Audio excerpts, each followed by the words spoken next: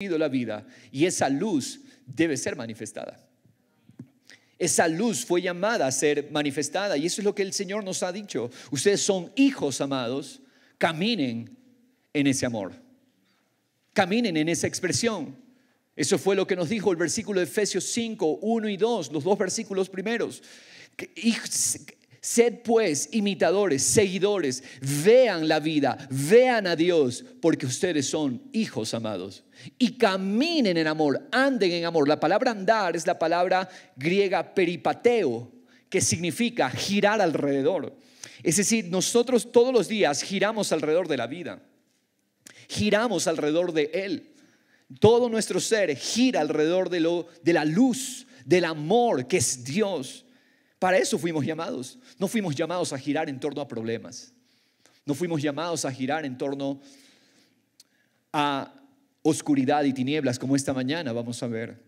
Veamos el versículo 3, Efesios 5, 3. Yo quiero que veamos algo importantísimo, este llamado en esta línea que el Señor nos está haciendo.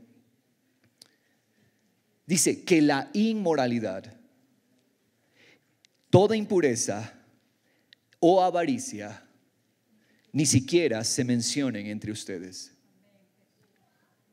Como corresponde, dígale al que está junto a usted, así corresponde a los santos. Vamos a repetir este versículo. La inmoralidad, toda impureza, avaricia, ni siquiera se mencionen entre ustedes. Es decir, eso no es parte de nuestro llamado. No es parte de nuestra vida. Inmoralidad, todo lo que tiene que ver, fornicación, adulterio, todo lo que tiene que ver con lo que va contra la moral. La moral no es relativa. El sistema de este mundo está gritándonos, la moral depende según cómo tú veas tu moral. Tú tienes tu moral, cada uno tiene su moral. Error. Si ese es el concepto de moral, lo que tú defines como moral, lo que yo defino, no existe moral. Porque para mí mañana moralidad será asesinar.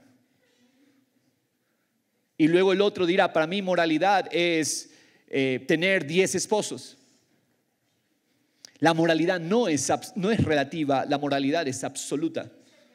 Por eso dice la palabra, nosotros no contradecimos la moral de Dios. El pueblo de Dios no está contradiciendo los valores. Hoy se ha levantado una falsa iglesia.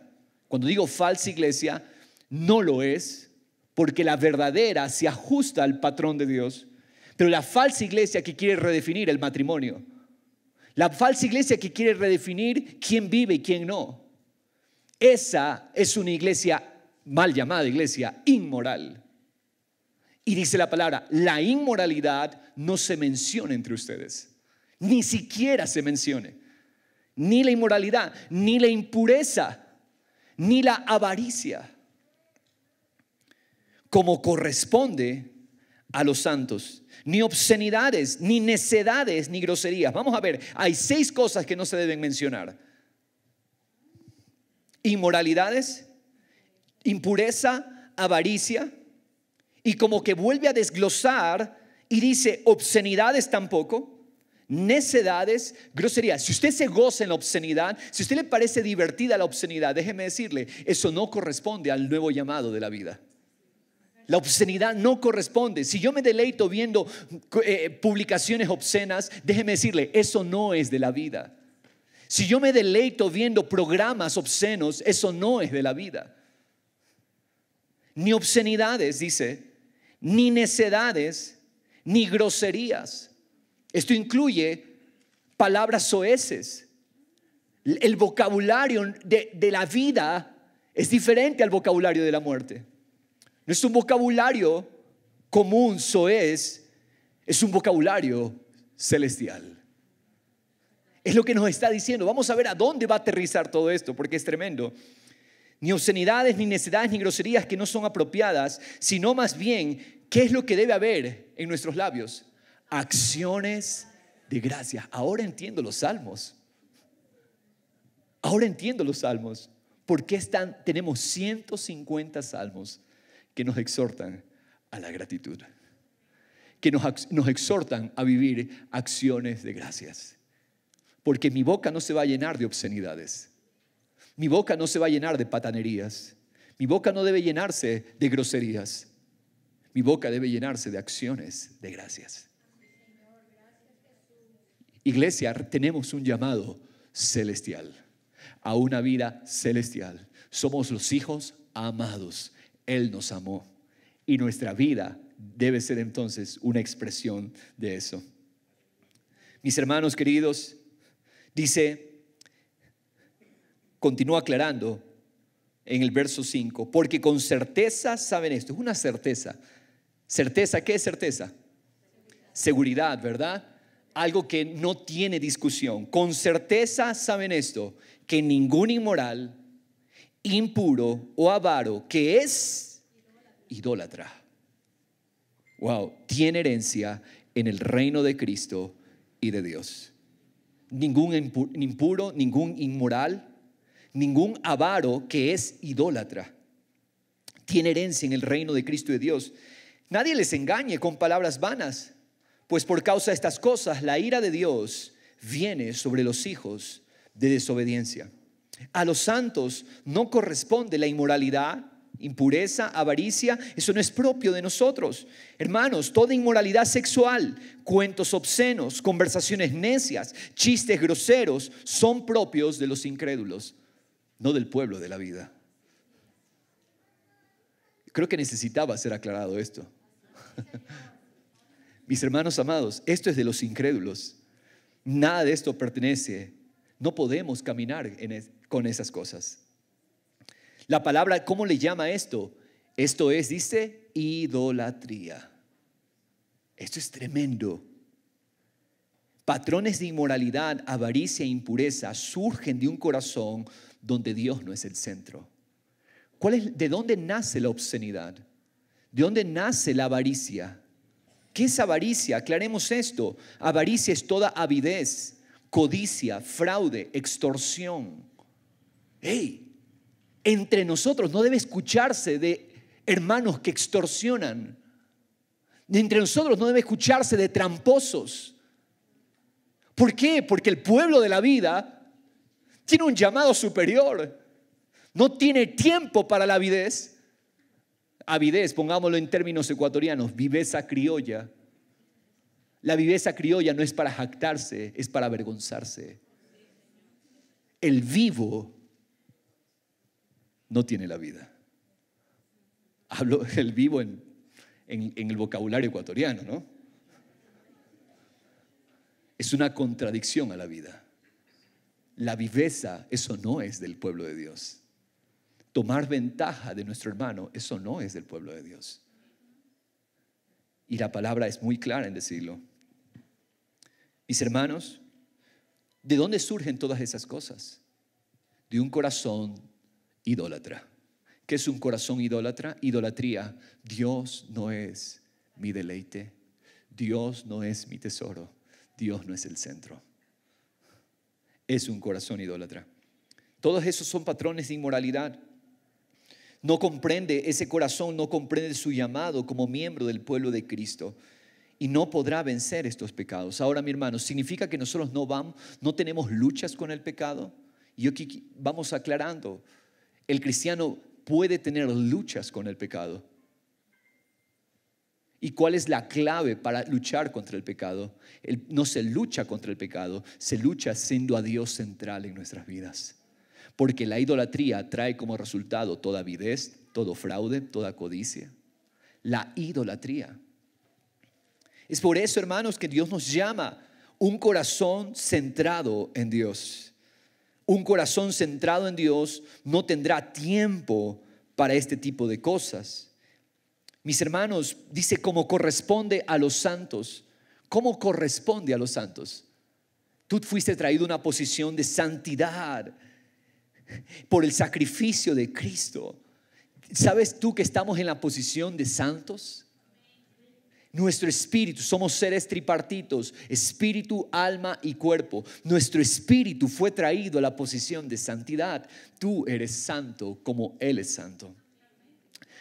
En nuestro espíritu no hay discusión sobre la santidad. Él nos hizo santos. Fuimos traídos, somos el pueblo apartado. Santo significa apartado. Ahora, ¿qué pasa? Mi alma es la que está luchando y mi alma tiene un llamado espiritual a ser un testimonio de que sirvo al único Dios. El problema no es el espíritu, porque Cristo resolvió el problema del espíritu por su sacrificio, nos dio la vida en nuestro espíritu. Ahora mi alma, que es donde está mi mente, mi voluntad y mis emociones, es la que tiene que ajustarse a esta vida. Mis hermanos, cuando el alma está centrada en sí mismo, cuando el alma está centrada en lo que le rodea, se vuelve un alma idólatra.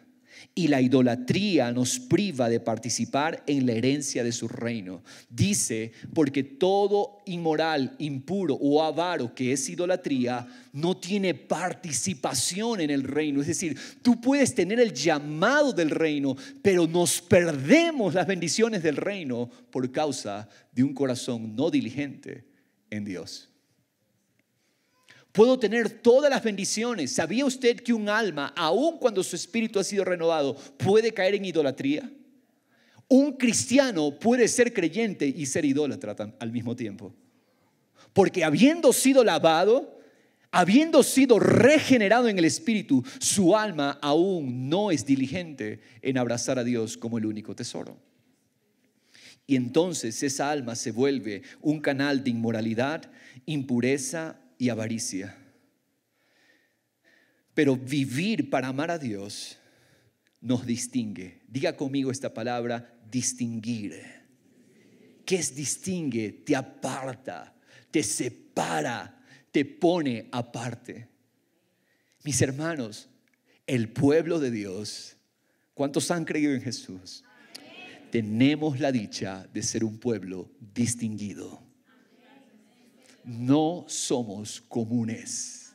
El pueblo de Dios somos el pueblo apartado. Somos un pueblo con una vida del cielo aquí en la tierra. Tenemos distinción. Dios distingue a su pueblo. No nos distingue clase social. Si a ti te distingue la clase social, déjame decirte, estás en tinieblas. Si a ti te distingue el color de ojos, si esa es tu distinción, si eso es lo que te hace aparte y tú consideras que eso es lo que te hace especial, déjame decirte, estás en idolatría. Si a ti te distingue tus éxitos alcanzados, tus éxitos terrenales, déjame decirte, no has entendido qué es amar a Dios. Porque la vida nos dio un llamado superior. La distinción que tenemos es que tenemos el amor de Dios en nuestros corazones. Ese es el éxito. Y así nos preparamos para vencer. Así es como nos preparamos para el llamado celestial. Familia, el llamado es el poder de Dios que garantiza una vida donde Dios es el centro. Veamos el versículo 6. Yo quiero, por favor, que leamos el verso 6. Dice, que nadie les engañe con palabras vanas. Es decir, corremos el peligro, y es a lo que refería hace un momento. Mis hermanos, hoy hay iglesias que están redefiniendo lo recto de nuestro Dios, la palabra de nuestro Dios, y reinterpretan la palabra de Dios. Mis hermanos, es curioso esto, y yo le animo a hacer este ejercicio. Póngase a revisar lo que se ha predicado en la iglesia cristiana en el siglo XX en adelante, siglo XX y siglo XXI, y se va a dar cuenta que la mayoría de cosas que se hablan y doctrinas que hoy día se sostienen y se defienden muchísimo, no han sido históricas en el cristianismo. Una de las cosas, y aquí voy a poner el dedo en una llaga para el sistema religioso, es nuestro entendimiento de la escatología, los tiempos finales. Tristemente, pregúntese si todo el entendimiento que la iglesia tradicional cristiana hoy tiene acerca del rapto, la venida de Cristo, es histórico. Si lo creyeron los cristianos, los padres de la iglesia. Si lo creyeron los creyentes hasta el siglo XVIII y no lo va a encontrar en la historia. Todo eso es nuevo. No es histórico en nuestra fe. Yo siempre tengo que preguntarme, esto que yo entiendo acerca de la palabra, de la fe, ¿es histórico? ¿Lo sostuvieron los que fueron antes de nosotros? ¿Se ajusta a la palabra? Y nos vamos a dar cuenta. Esta versión del Apocalipsis, esta interpretación del Apocalipsis que tenemos hoy en día, no es histórica. Preguntémosle a los que fueron antes, preguntémosles a los reformadores, ¿qué es lo que entendieron ellos? Y nos vamos a dar cuenta que no es histórico, ni es bíblico. Mis hermanos amados, es importante aclarar esto, porque el engaño está presente. Por eso dice la palabra, que nadie les engañe con palabras vanas. Leamos el versículo, por favor. Que nadie los engañe con palabras vanas, porque por causa de estas cosas la ira de Dios viene sobre los hijos de desobediencia. Yo quiero explicar esto porque muchas veces relacionamos, eso es para los del mundo, los hijos de desobediencia. No, mis hermanos, los hijos de desobediencia no son los del mundo. Los hijos de desobediencia son los que, habiendo creído y habiendo recibido la vida, no son obedientes al llamado. Porque ¿quién es desobediente? El que, habiendo recibido, no obedece. No está hablando de los incrédulos, está hablando de creyentes negligentes. Por eso nos está hablando nosotros, le está hablando Pablo a una iglesia. Le está hablando a los efesios, que nadie les engañe con palabras vanas, porque por causa de estas cosas la ira de Dios viene sobre los hijos de desobediencia. Leamos en Nueva Traducción Viviente, dice, no se dejen engañar por los que tratan de justificar estos pecados, porque el enojo de Dios caerá sobre todos los que le desobedecen. Ahí está clarito. La ira de Dios, ahí vamos a aclarar algo. La ira de Dios para condenación espiritual en el infierno fue absorbida por los méritos de Jesucristo para aquel que ha creído en Cristo. ¿Hay infierno? Sí, tenemos que predicar, hay un infierno. El infierno hoy día se lo adorna. Sí existe el infierno y es el justo juicio de Dios contra el pecador y el pecado. No podemos dejar de predicar. Existe el juicio de Dios porque Dios es un Dios justo. Yo esperaría que la justicia de este país se ajusta con el criminal y le dé su justa retribución con el que transgrede la ley. Cuánto más el Dios que es la justicia por excelencia. Él tiene que dar justa retribución. Pero para aquel que creyó en el sacrificio de Cristo, que recibió la ira de Dios para los que habíamos de creer, ya no hay ira para nosotros. Ya no hay infierno. Infierno usted puede ponerle similar, igual, es un sinónimo espiritual de la justa ira de Dios. El infierno es la justa ira de Dios contra el transgresor. Y Dios nos llama a nosotros, mis hermanos, a no dejarnos engañar.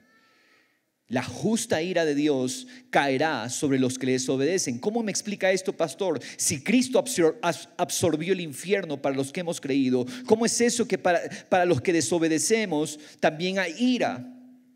Todo creyente que desobedece atrae para sí el enojo de Dios por causa de su desobediencia. La desobediencia es idolatría. Los hijos de desobediencia son creyentes que, habiendo conocido la verdad, no son diligentes para amar a Dios. Y luego muchos piensan que Satanás los está castigando. No, Satanás no corrige a sus hijos, porque no somos hijos de Satanás, somos hijos de Dios. Y el Padre corrige a sus hijos, el Padre que ama. Aquí aprovecho, las varas ya están en la librería Jalel. Porque el Padre que ama a su Hijo lo corrige. Pero el Padre que cree que su hijo no necesita corrección, no lo ama. Y nos creemos mejores que Dios y redefinimos lo que dice Dios acerca de la corrección. Innumerables veces la palabra nos dice, la vara se hizo para el hijo necio. La necedad la vara quita la necedad del corazón del muchacho. Mis hermanos amados, Dios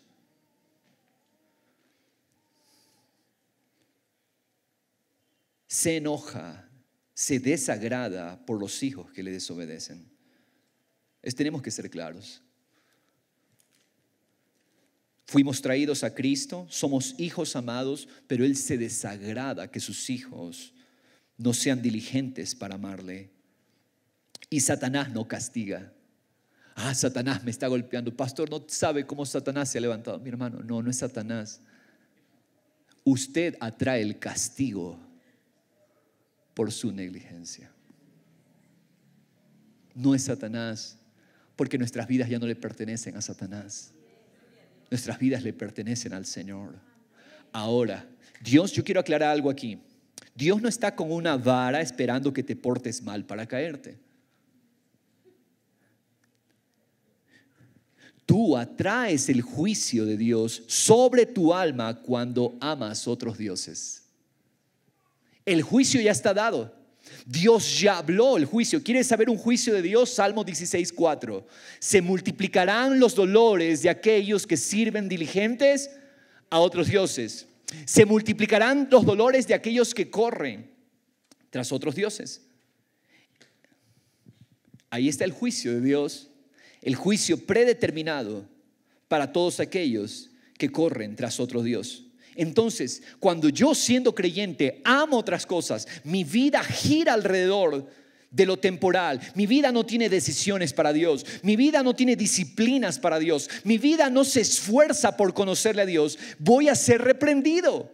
El juicio yo mismo lo atraigo, porque se multiplican los dolores de los que van corriendo tras otro Dios. Dios es de este tiempo trabajo.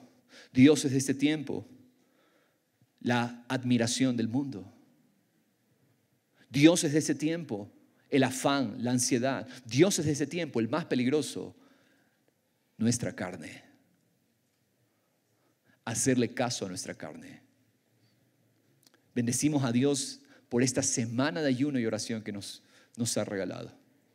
Y primero, Dios, que sean más seguidas. Que sean, ¿por qué razón, mis hermanos? Porque el ayuno y la oración es la oportunidad para decirle: carne, tú no me gobiernas. Yo soy gobernado por el que me amó. Carne, tú no eres mi deleite. Mi deleite es el Señor. He aprendido a vivir de algo más alto, de las palabras que salen de la boca de aquel que me amó. Eso es el ayuno. El ayuno es hacerle la guerra a tu más grande enemigo, tu carne. Mira, hermano, tenemos que sacar y botar tanta toxicidad de la religión evangélica que nos heredó. Mis hermanos, porque el principal enemigo no es Satanás. Satanás fue avergonzado en la cruz del Calvario, punto. Destruido y se fue desarmado. Pero yo atraigo a Satanás y a sus demonios cuando no soy diligente para amar a Dios. Es por eso, mis hermanos, que tenemos que tener esto bien presente, porque ese es el llamado. El llamado es conocer la gracia, conocer que somos santos, como corresponde a los santos. Eso es lo que nos dicen estos versículos. Vamos al versículo 7 y continúa diciendo la palabra. Vamos a ver ahora, introduce una nueva identidad. Primero se nos dio la identidad de hijos amados. ¿Puede por favor recordarle a su hermano junto a usted? No te olvides, eres hijo amado. Camina como amado. Ahora aquí la palabra va a introducir una nueva identidad. Vamos a ver esa nueva identidad. Versículo 7. No sean partícipes con ellos. ¿Con quiénes? La Biblia de las Américas estamos leyendo. No seas partícipes con ellos. ¿Con quiénes? ¿De quiénes estuvo hablando en el verso 6? Con los hijos de desobediencia. Ay, ay, ay. Tremendo. Al desobediente hay que exhortarlo, hay que animarlo, hay que estimularlo. Pero si el desobediente reincide, no seas partícipe con ellos. ¿Por qué? Verso 8, porque antes erais tinieblas. Ahora, esto me encanta, repitámoslo. Antes. ¿Qué es antes? Pasado. Anteriormente eran tinieblas. Tú ya no eres de las tinieblas. Ahora sois luz en el Señor. Éramos, ahora somos luz en el Señor.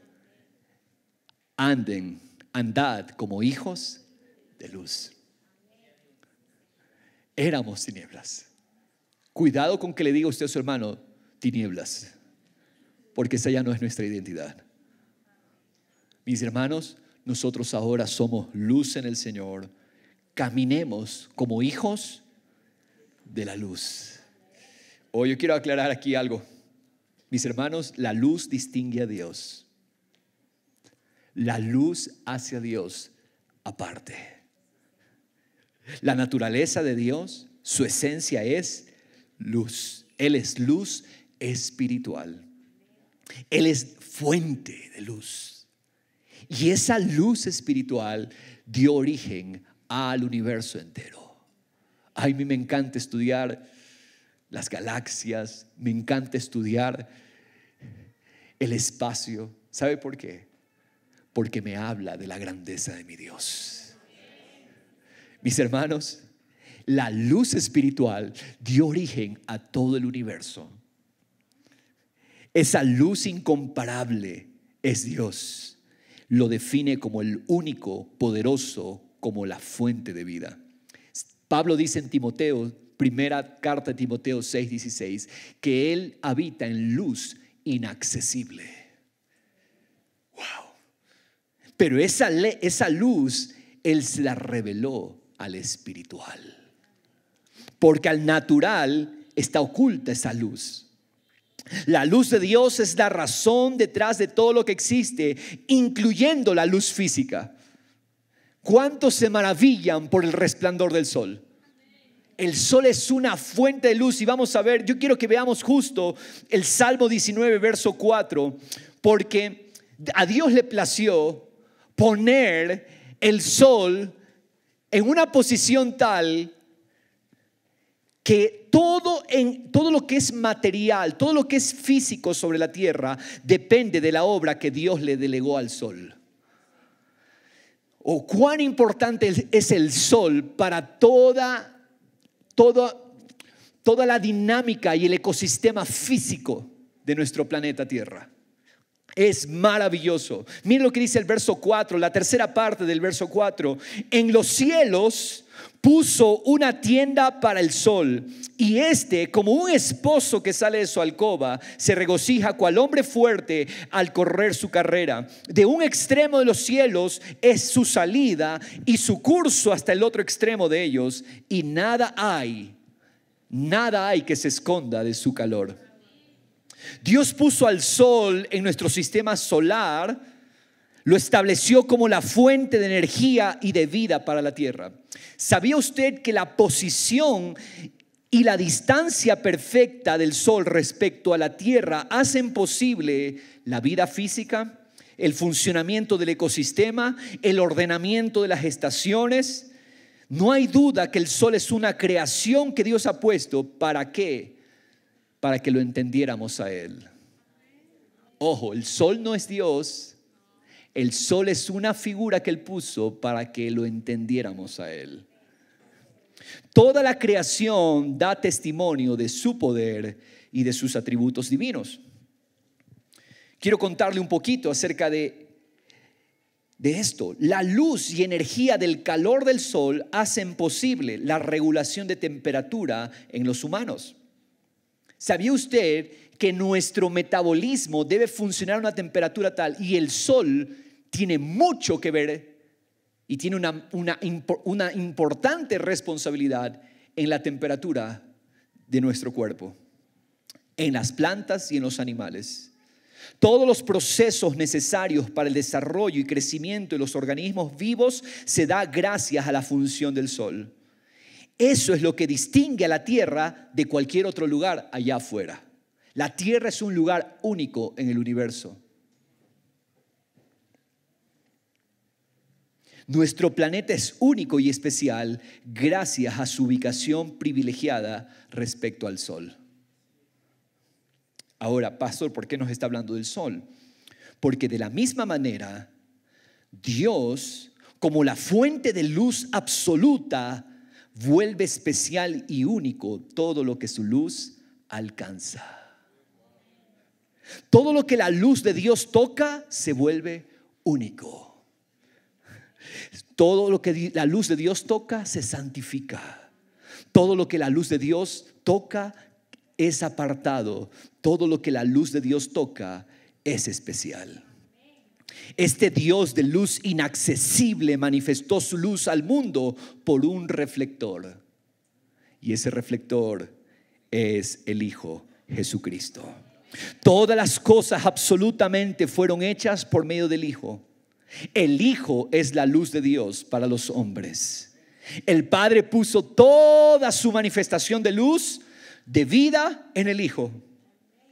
A todo aquel que recibe como única vida a Jesús, entonces recibe la luz de Dios, la misma naturaleza de Dios. Eso es lo que dice Juan capítulo 1. Este es nuestro derecho como hijos. Somos luz en el Señor. Nuestra esencia por el milagro de su salvación ya no es tinieblas. Antes éramos tinieblas, ahora somos luz espiritual. Nuestra esencia es la vida de Dios. Hermano, tú ya no tienes como origen la voluntad del hombre caído. Dice que no nacimos de voluntad de carne ni de sangre. Es decir, nuestro origen es Dios. Nuestro origen es el que es la luz. Nuestra esencia es su vida. Esa vida fue puesta en nosotros. Hablar de vida es lo mismo que hablar de luz. De hecho, vida del cielo y luz son sinónimos de Dios. El que es de Dios tiene la vida morando dentro de sí. ¿Cuál es el testimonio de esta luz? Vamos a ver el versículo 9. Lo dice allí. Porque el fruto de la luz consiste en toda bondad, justicia y verdad. Verso 10. Examinando qué es lo que agrada al Señor. Las tinieblas no podrán producir jamás bondad. Las tinieblas no podrán producir jamás justicia ni verdad. Porque lo bueno, lo recto y lo verdadero es una marca que distingue a los que son de Dios. El que permanece en la luz puede evaluar todas las cosas. Dice eso 1 Corintios 2. El que es de la luz, el que es espiritual, puede evaluar todas las cosas, puede examinarlo todo. Por eso dice, examinando qué es lo que agrada al Señor. Solo la luz examina las tinieblas. ¿Sabía usted eso? Las tinieblas no pueden examinar la luz, pero la luz sí puede examinar las tinieblas. El espiritual puede evaluar todas las cosas, pero el natural, como camina en tinieblas, no puede evaluar lo espiritual. Mis hermanos, somos de la luz y tú te preparas para vencer cuando tú declaras y confías en lo que Él hizo en ti. ¿Qué tal si le decimos al Señor y agradecemos este hecho? Padre, yo te doy gracias porque me hiciste luz en ti.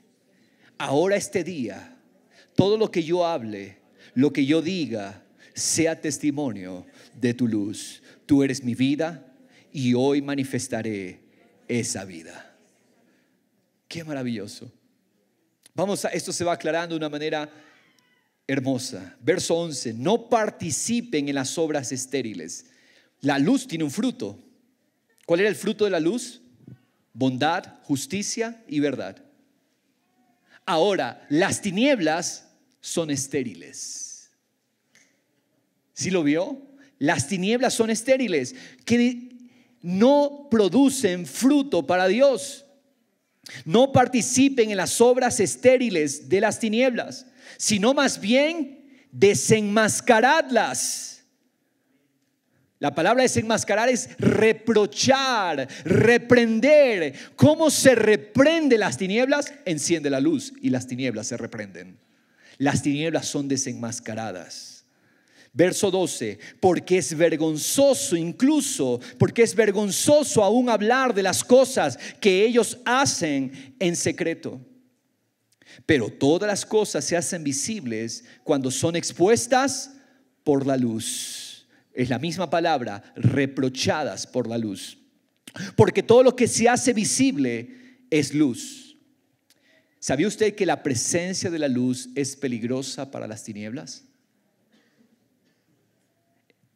Todo aquello que se acerque al sol sufrirá un grave daño en su naturaleza. Mis hermanos, el sol es bueno, pero si yo me acerco al sol, voy a ser dañado y destruido.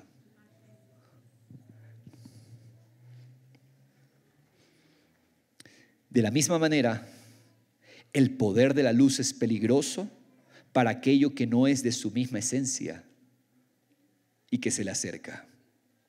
Cuando Adán y Eva se rebelaron contra Dios, quedaron excluidos de la luz, quedaron en tinieblas. El poder de la luz es peligroso para el pecador y para el pecado. Por eso la única salvación para el pecador fue morir. En la cruz Jesús crucificó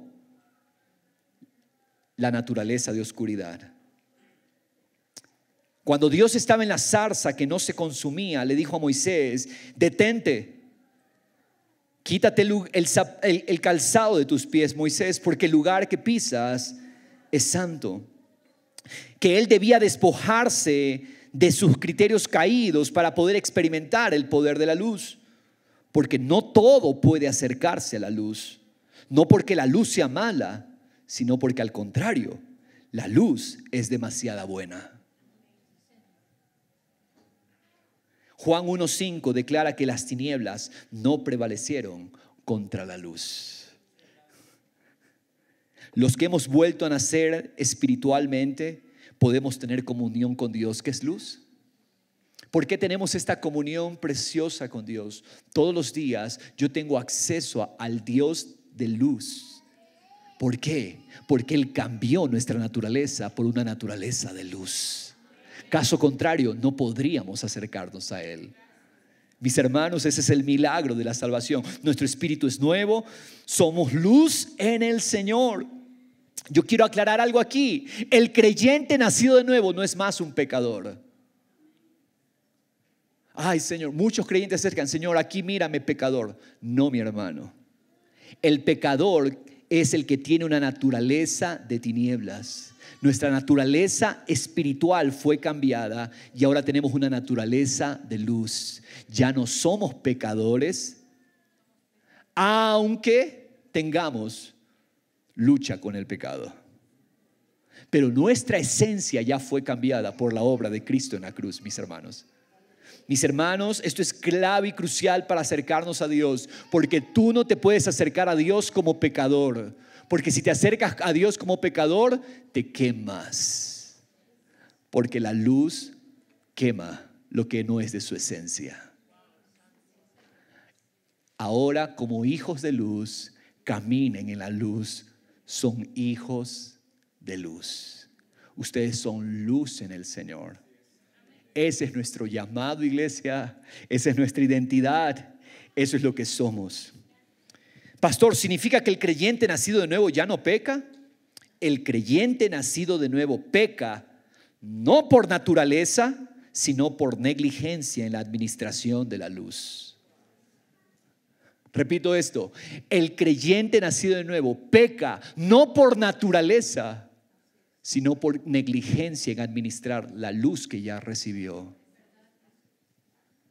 Mis hermanos, porque somos el pueblo que tiene acceso a su luz, porque su obra de amor nos purificó y nos dio su vida.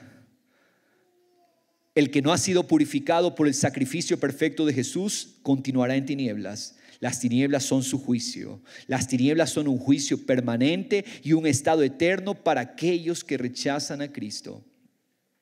Pero en el creyente las tinieblas son un juicio no eterno sino temporal para el creyente que no es diligente en administrar el poder de esta gracia. Por eso el versículo 14 leamos, dice, por esta razón dice, despierta tú que duermes y levántate de entre los muertos y te alumbrará Cristo. Ese es el llamado que se nos hace. Hey, ¿por qué estás permitiendo que las tinieblas llenen tu alma? Cuando yo estoy lleno de las noticias de este mundo, cuando estoy lleno de las circunstancias, yo me estoy llenando de tinieblas. Pero no, despierta tú que duermes, levántate entre los muertos y te alumbrará Cristo. Ahora, eso está en letras especiales en nuestras Biblias, si usted se da cuenta. ¿Por qué razón? Porque al parecer esta era una frase muy popular entre los creyentes de las iglesias de ese entonces. Una especie de cántico, una especie de himno que fue extraído de Isaías 60, que dice, Isaías 61, levántate, resplandece porque ha llegado tu luz y la gloria del Señor, la gloria de Jehová ha amanecido sobre ti. Hermano, levántate. Hermano, resplandece. No vivas más definido por las tinieblas.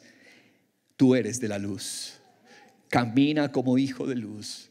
Tú eres luz en el Señor. Ahora yo quiero, como último punto en este mensaje, dejarle a usted con los versículos que nos declaran disciplinas para manifestar la luz. Somos luz en el Señor. ¿Cómo se manifiesta esta luz? La palabra es muy práctica y nos deja la instrucción, nos deja el camino que debemos seguir. Disciplinas prácticas. Vamos a hablar de 2 disciplinas prácticas y la segunda de ellas tiene a su vez 3 disciplinas. Vamos a verlas. Vamos a leer el verso 15. Por tanto, tengan cuidado cómo andan. Tengan cuidado, en otras palabras, no podemos andar como despistados.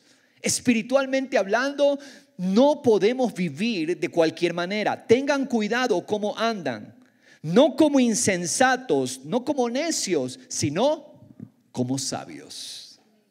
Aprovechando bien el tiempo, redimiendo el tiempo, porque los días son malos.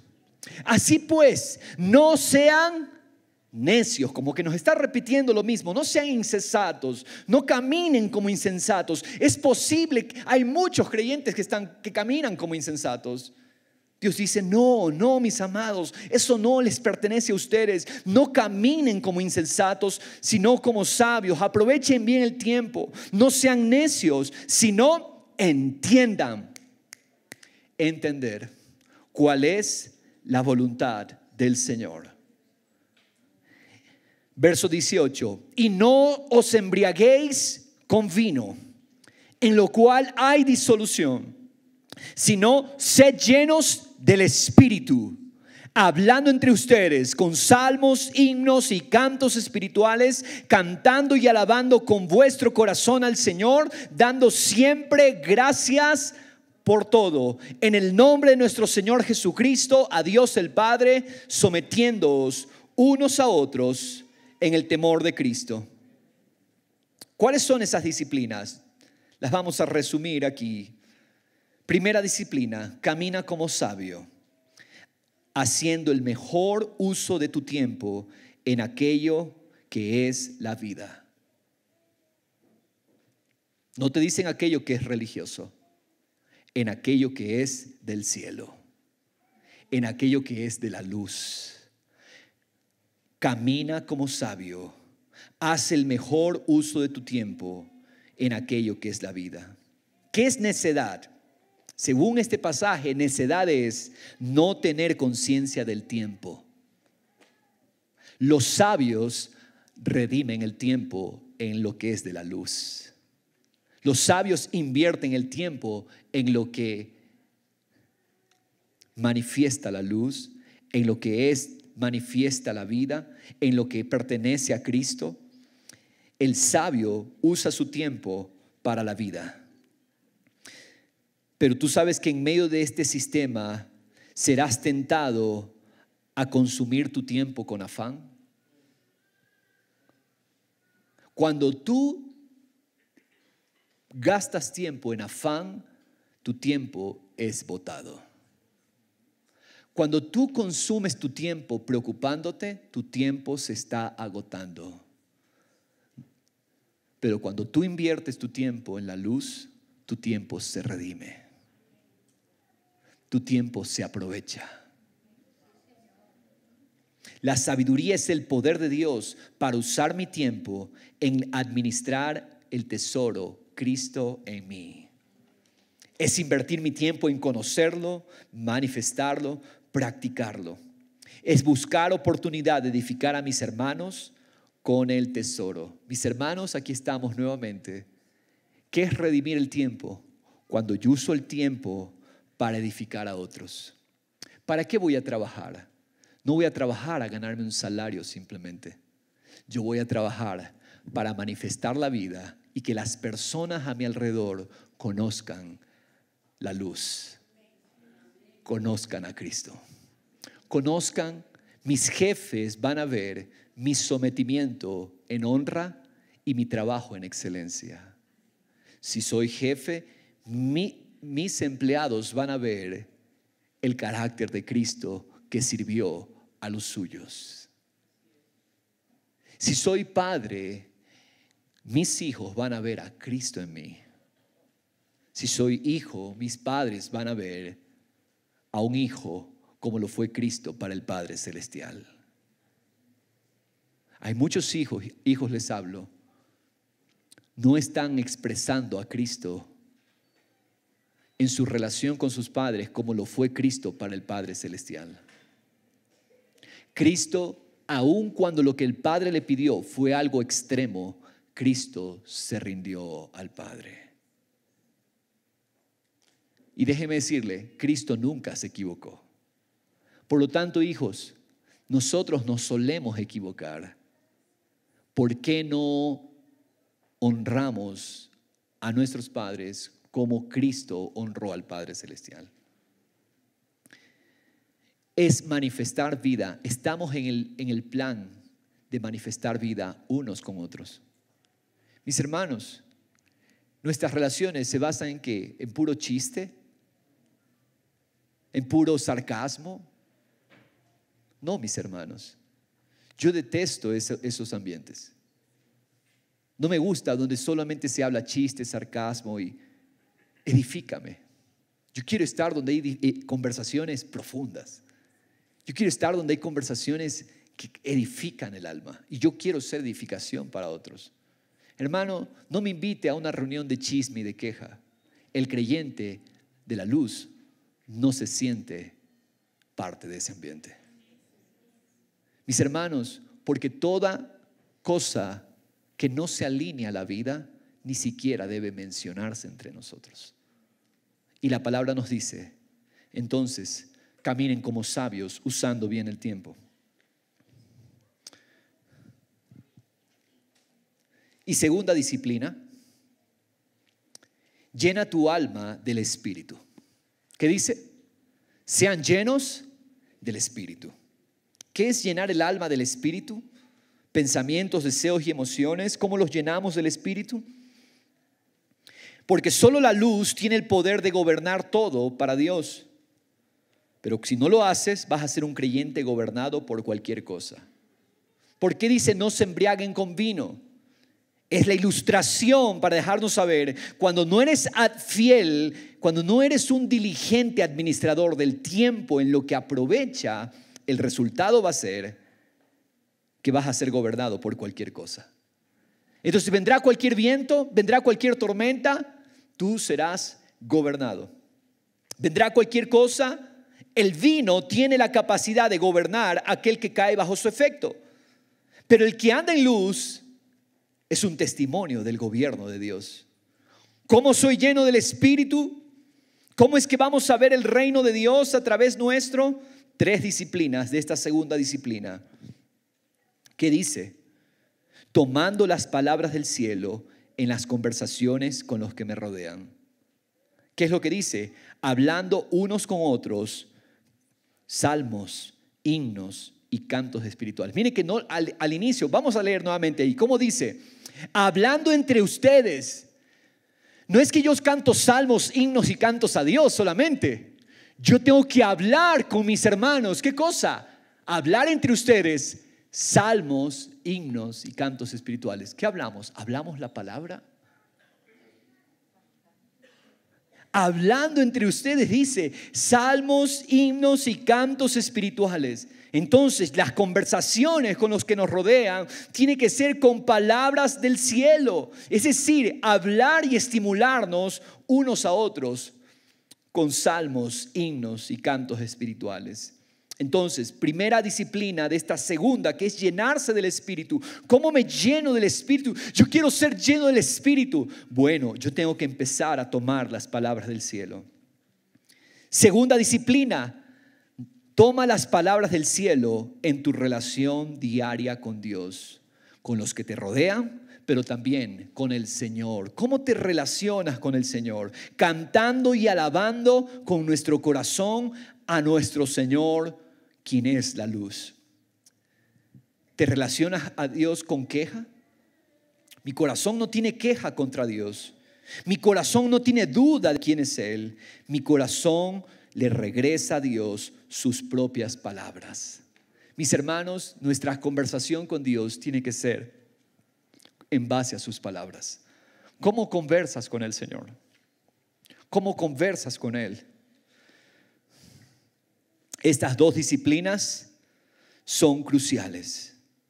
Tienen que ver con lo que hablamos desde nuestro corazón hacia Dios y hacia nuestros hermanos. Y entonces Dios nos controlará, Dios nos gobernará cuando yo someto mis palabras a la palabra de Dios. El gran problema de no experimentar el reino en medio nuestro es porque no hemos sometido nuestras palabras a Dios. Todo lo que nos ha dicho aquí la palabra tiene que ver con lo que hablamos. Tiene que ver con lo que expresamos y manifestamos. Yo tengo que someter mis palabras a la palabra de Dios. El versículo 4 que leímos al comienzo nos decía que en lugar de hablar necedades, hablemos acciones de gracias. Y en el versículo 20 se nos vuelve a decir, dando siempre gracias a Dios. Gratitud en nuestros corazones. Los hijos de luz expresan gratitud a Dios con cada detalle de sus vidas. Y la tercera disciplina para ser llenos del Espíritu es sométete a tu hermano en el temor de Cristo. Y esto creo que es la que más confronta, porque confronta nuestra carne, porque la carne es orgullosa. Someterme a mi hermano en el temor de Cristo. Pero yo quiero decirle, la luz es mansa y humilde. Cristo es un espíritu que depende y se somete gozosamente a aquellos que Dios ha puesto alrededor suyo. ¿Usted se somete con gozo a los que están alrededor suyo? Sométete, dice, ¿qué dice el último versículo? El versículo 21. Sometiéndonos unos a otros en el temor de Cristo. Ese es el espíritu de la luz. Ese es el espíritu de Cristo. Someternos unos a otros en el temor de Dios. Mis hermanos, práctica es la palabra. La palabra es muy al punto y nos está diciendo qué necesitamos hacer para ser creyentes llenos, gobernados por el Espíritu, gobernados por la luz. Mi corazón tiene que hablar las palabras del cielo. Mi corazón tiene que edificar a los hermanos, cambiar nuestras palabras, y el resultado será entonces gobernados por el Señor, no gobernados por el vino ni por cualquier otra cosa. El que no permanece en esta luz será afectado por el sistema de tinieblas. ¿Qué necesitamos hacer, mis hermanos? Empezar a afectar todo a nuestro alrededor. Las circunstancias propias de este mundo caído nos envuelven, nos contaminan, nos amargan. Pero nosotros ya no somos de este sistema. En el libro de Levítico estaba el testimonio de que todo lo impuro contaminaba a la persona. Todo lo impuro. Un enfermo contaminaba a la persona. Sustancias segregadas por el cuerpo contaminaban a la persona. Tocar lepra contaminaba a la persona. Toda lepra, enfermedad, suciedad, líquidos tenían el poder de contaminar al hombre y declararlo impuro. Pero aquel que es la luz no es contaminado por las cosas, sino que tiene el poder de transformarlas. Cristo, la luz del mundo, vino y tocó a los impuros y los purificó. Tocó a los leprosos y los limpió. Tocó a los enfermos y los sanó.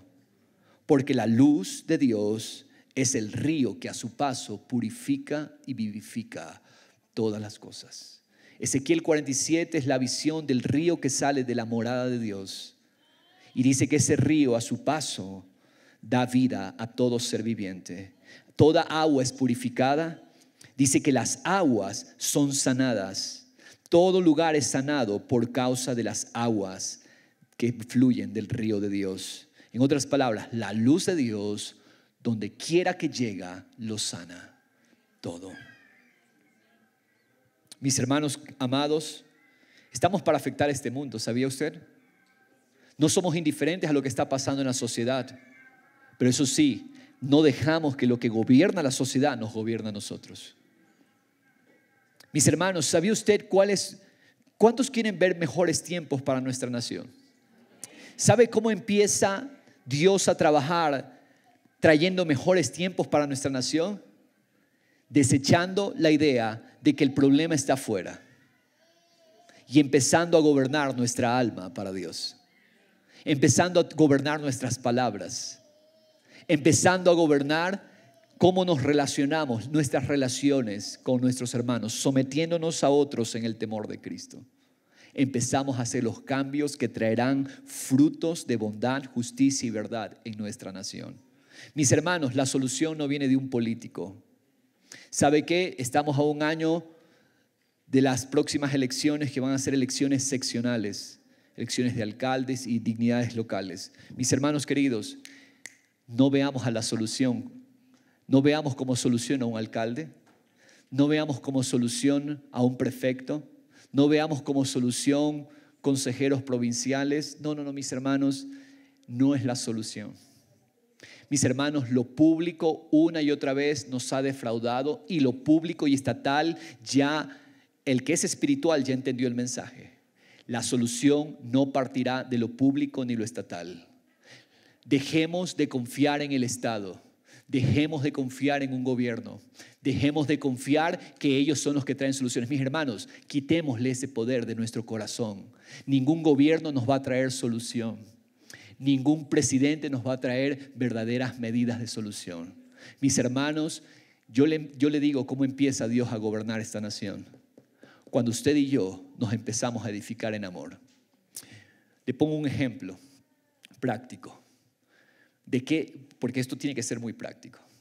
Mis hermanos, digamos que usted y yo somos vecinos. Y digamos que aquí 5 de nosotros somos vecinos, vivimos en la misma calle. Mis hermanos, si yo sigo creyendo que mi solución es el gobierno, yo voy a esperar que el gobierno venga a solucionarme los problemas de mi barrio. Hermano, quitémosle esa idolatría al gobierno, a lo público. Mis hermanos, los 5 que somos vecinos nos vamos a organizar para nosotros mejorar nuestro barrio.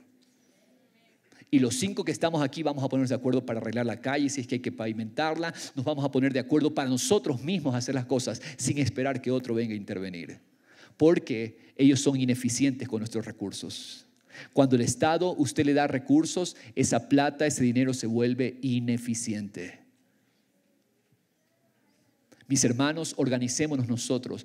Las respuestas para que el Ecuador se levante del lugar donde está no vendrá de lo público ni de lo estatal, vendrá de la sociedad, vendrá de las personas, de los vecinos que se organizan comunitariamente, de las comunidades, de las iglesias que se organizan. Mis hermanos, no busquemos a la autoridad civil para que nos haga y nos arregle los problemas.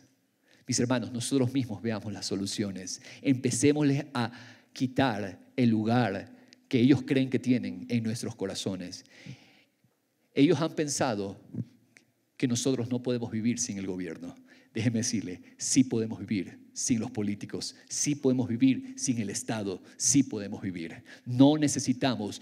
Cristo es el Señor de su pueblo, Cristo es el Señor de su iglesia.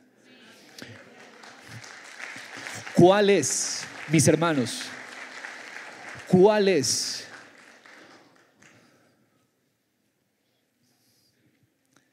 Eso es tremendo. Mis hermanos, ¿cuál es la sociedad que se va a levantar? Solo aquella que ha entendido que el gobierno tiene la única función de impartir justicia. El gobierno tiene que saber hacer justicia, que es lo menos que hace hoy. Por lo tanto, mis hermanos, ¿saben lo que tenemos que hacer? Y ayúdenme orando por esto, por favor. ¿Qué tal si nos unimos en oración para que Dios levante verdaderos ministros de justicia? ¿A qué me refiero? Dios ha puesto una visión en nuestro corazón, en mi corazón. Tenemos que muy pronto levantar una verdadera escuela de entendidos en la justicia. Porque en nuestro país no existen ministros de justicia.